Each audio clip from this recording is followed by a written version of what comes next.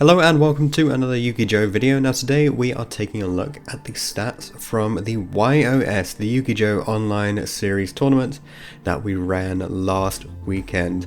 So I had a lot of help with this event, some great names from YouTube and tons of amazing judges helped me out with this, and I'll be putting full details of how you can get a look into some of their content in the description, as well as the deck list that we're going to be covering. So today we are going to take a look at the main stats from the event, including the top 8 deck breakdown, which has already gone up on the Facebook page, but I thought we could take a look at it with a little bit more detail. So we'll kick things off with the round 1 deck breakdown. So Adamancipator, unsurprisingly the highest representation from this event. However, all of the archetypes that you see here are very low representation. This is somewhat reminiscent of something like a YCS, to be honest. Other making up 40% of it is not very like a regional or that kind of thing, whereas the event size was more akin to a regional with 87 players. However, we had a very strong caliber of players, so maybe that has some impact on it, where you had the very high level players who brought in things like the Adamancipator and Eldlich decks, and then you had some people playing some more fun decks, just attempting to throw something together and give it a go. So yeah, Adamancipator and Eldlich being the top 2. If you combine Eldlich invoked with normal Eldlich, you get 15% for that as well. And then of course Orcust and Dinosaur underneath that. We actually didn't see any Orcust on stream. I think it was just that they didn't do very well overall throughout the event. Dinosaur also didn't do very well, whereas Altergeist did alright. Planet Patrol was pretty interesting. People weren't really expecting the new cards to have such an impact, and they really did. We've also got Salamangreat in this top cut breakdown, as well as Madolche, both of those making it through into the top cut. So let's actually go on to the top 8 deck breakdown then. So 2 Eldlich, 2 Adamancipator, 1 Salamangreat, 1 Eldlich Musket, 1 Madolche and 1 Altergeist. So keep in mind there was a top 8 playoff. 8th and 9th place were on the same points and the same tiebreakers post Swiss, so there was a playoff which you can also catch from the stream videos. Be sure to check those out if you're interested in seeing any of these decks in action. And Altergeist won out in that special 1 game 15-minute time limit, and made it into the 8th place position before we went on to do the top 8. So yep, once again Eldlich and Adamancipator at the top, but not by an awful lot. You know, it's not a super tier 0 format or anything. Despite the immense power of Adamancipator, it doesn't just entirely outclass all of the other decks, and it's really interesting to see what people are throwing into each of these decks. Actually, the Eldlich and the Adamancipator decks have some very nice decks in them. The Madolche deck is pretty interesting, making it all the way to 2nd place, and then of course there is that Altergeist list, which is fighting off against the rest of these, and Salamangreat too. So I think what we'll do is we'll start off with the top 8, and we'll go for an Adamancipator list first. So this is Jack's list. Adamancipator, you can see the only rock he's playing is the Dragite, I believe, which was sort of pinned as the best of the rocks. The rocks aren't very good in general. And then playing the triple block dragon, a lot more popular since the LCS events that we saw a couple of weeks ago. But his tech of choice is the block dragon, which gives you an additional +1, which is very nice to have as well. He is playing the a small Dodo engine, so he's got the Go Gigas and the Go glove. That's it, the Go glove. Too many syllables in these cards.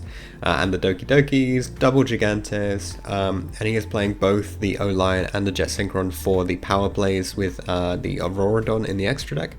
Interestingly, he's playing triple Desires in the main. This is really not a very typical choice, but that does give him an extra edge in the mirror match against the majority of cases.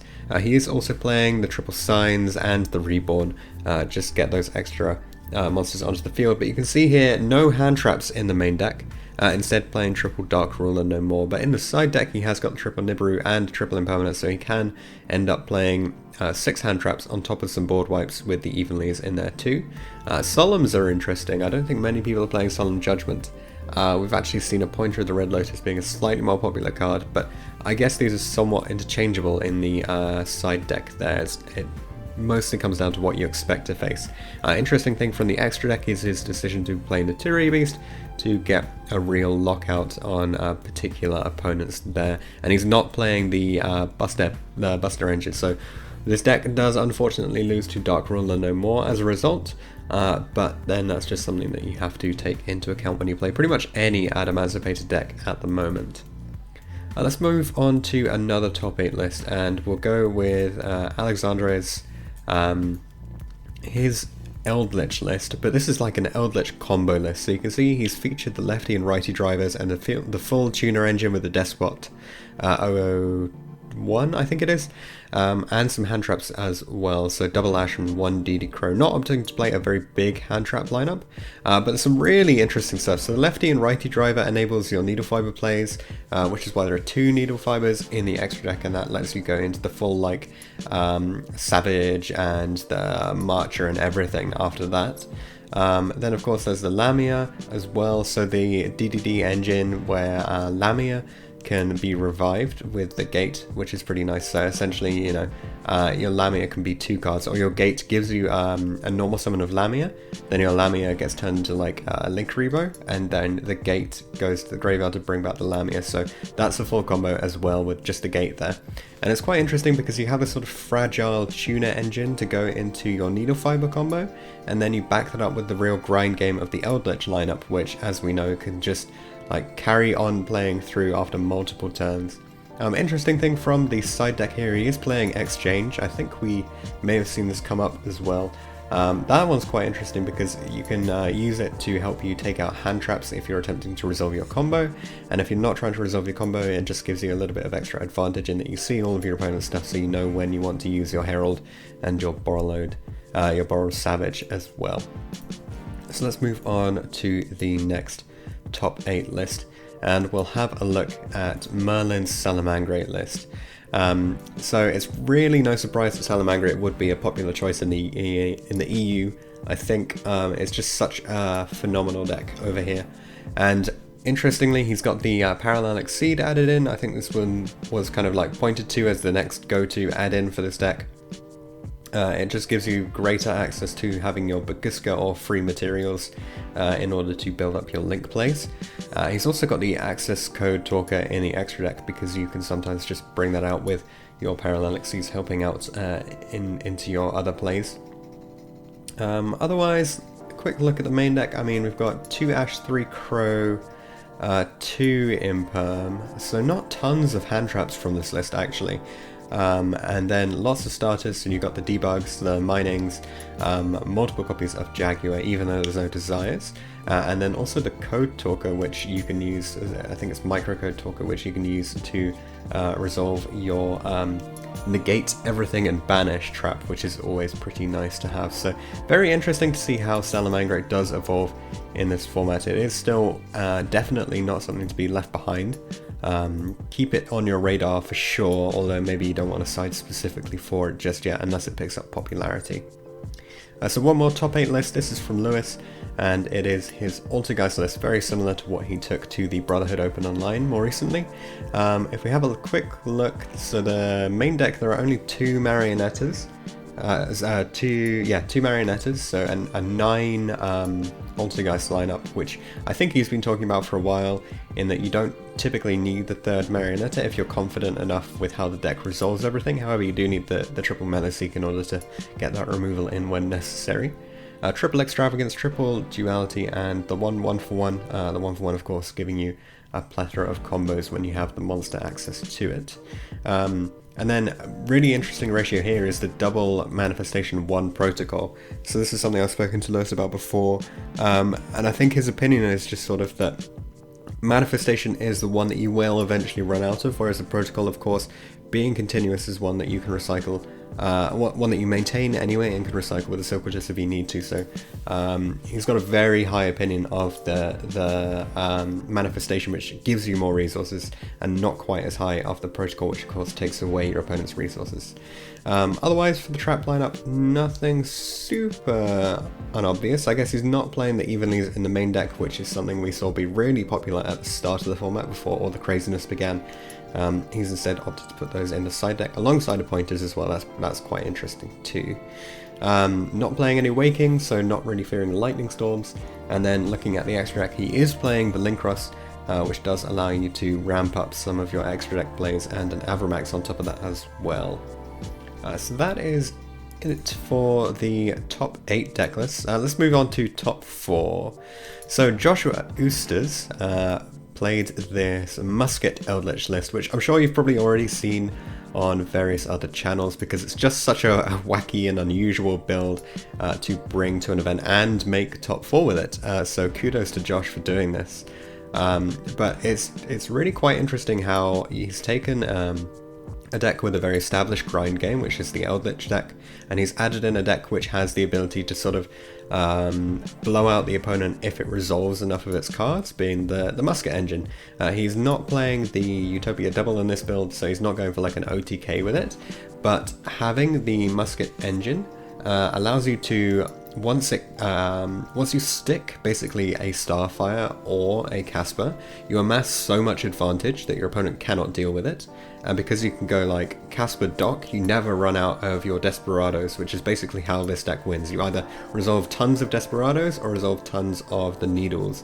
And interestingly, this deck plays multiple copies of inbuilt engine DD Crows. So you've got the Hekero and you've also got the Needle, and it's also playing multiple copies of in-deck Trident, which is the Desperado, and the Conquistador. So you kind of double up on those extra resources, and then you add in things like the Omni Negate. So you've got the 2 golden lands, and then you've also got the Golden Thrones, and then you've also got the I cannot remember the name of it, but there's the last Musket trap that you see here that allows you to negate a spell or trap from the opponent. For the side deck, he is bumping out the hand traps with triple Nibiru and triple Gamma, which is pretty interesting. Again, Dark Royal No More, a popular option against the Adamancipator decks, but because this build does not it's not super reliant on the extra deck because of your Eldlich engine, you don't have to worry too much about the existence of Buster in the format. However, even if it is there, you have so much removal to get rid of it before you go into your max and then just kill your opponent outright. So I think it's a really interesting way to combine the 2 engines in this one. If we take a look at the last top 4 list, this is from Alistair, or Ali G. This is his Eldlich sort of combo-esque deck, which takes the pure Eldlich variant, adds in the Magician Souls to give you that additional draw power, and then adds in a bunch of hand traps that also happen to be tuners and allow you to go into the full combo variant. The extra deck is sort of the area that makes me really interested. So because he's not playing the like Gustav Max, etc., he's instead opted to just max out on the cards that allow you to extend your tuner combos. So triple Hauke Fibrax, double Boros Savage, and double Herald of the Arclight, and double Auroradon, 1 Linkross, 1 Metamarcher, and the access code there as well. So this basically means that you're always going to be able to resolve your fiber more than once in a match, and I think this is something that people just will never expect. Like, pretty much every list you ever see these days will play one way to resolve a combo, because the extra deck has to be so tight. You know, the grind game is not established through having more extra deck resources generally. There's normally another way to recycle everything. Whereas this deck, you know, there's no way to recycle the extra deck resources. Sure, the main deck resources replace themselves, but he's recognized that the extra deck doesn't do that, so instead just plays multiple copies, because the Eldlich engine by itself does not require you to play multiple copies or really any extra deck monsters. So I think that's a really interesting take on this. Have a quick look at the side deck. We can see the Lancey is in here, as well as some additional hand traps and the summon limits as well. So if he wants to play a proper control build, he has the option to do that. That's it for top 4. Let's take a quick look at second place, which is Nikola's second place Madolche list. This one was super popular throughout the event, and we often featured it on stream actually, because people just loved seeing this one in action. Unfortunately, he couldn't show off its full power in the final and ended up taking second place, but we had a quick chat with him about it. So if you want the full details on the list, I recommend watching the end of the stream where he does actually discuss how this deck is supposed to operate. But just as a quick rundown, basically you have a bunch of starter cards that allow you to build up what should be a basically unbreakable board. You back that up with a bunch of hand traps and the fact that this deck can shuffle away all of the opponent's resources. That means it's really good against the Eldlich matchup, and it's pretty good against the Adamancipator matchup as well. It is designed to go first, despite the massive amount of hand traps, hence the triple judgment in the main deck. And then nothing super unusual from the extra deck. I think the Exciton Knight is a pretty interesting one to add in, and the deck doesn't need to OTK through like a Boral Sword or anything, so he's put in a Boral Load instead for extra removal from the opponent's side. And then the side deck, one important thing to note is the sort of heavy Storm Dusters, because the deck can because the deck enables you to build up so many resources off one card. The rest of your side deck can pretty much be blowouts, and nobody's really expecting you to side in heavy Storm Dusters against a trap deck. So that's an interesting one that he's decided to throw in there. Lastly, we have Gabriel's first place Adamancipator list. Now, if you want to watch the full breakdown of this list, definitely go and check out the Disciples. There's a link to their YouTube channel in the description, so check out his full profile on there. But quickly looking at this, you know, we've got the basic Adamancipator lineup, no rocks from the Adamancipator lineup in this deck.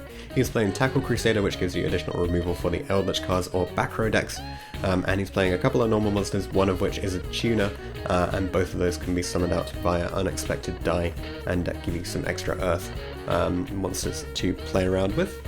And then looking at the extra deck, so it does again suffer from the aspect that if you don't resolve your combo fully, you will have wasted some of your resources. So for example, there's only one Needle Fiber in the extra deck, there's only one Herald in the extra deck, and he's opted not to play the Borlow Savage, which is pretty interesting as well.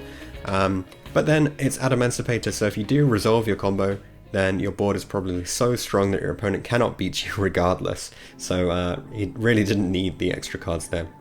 He is playing the Buster in the side deck, so he does have ways of playing around Dark Rule No More, but keep in mind it is sided and not mained, which means he's less likely to brick, and people generally didn't run Dark Rule No More in the main deck until recently, but we can see in his list he is, because you don't expect your opponent to keep Buster in the main deck anymore because it's a brick. They move it into the side deck, which means you should put your Dark Rule No Mores into the main deck because they have a lot more value now. So that is it for the top 8 deck breakdown. Let me know if you've got any questions in the comment section below. Hope you guys enjoyed this video. Definitely check out all of the channels that feature various extra information on these deck lists. Thanks very much for watching, and I'll see you all in the next video.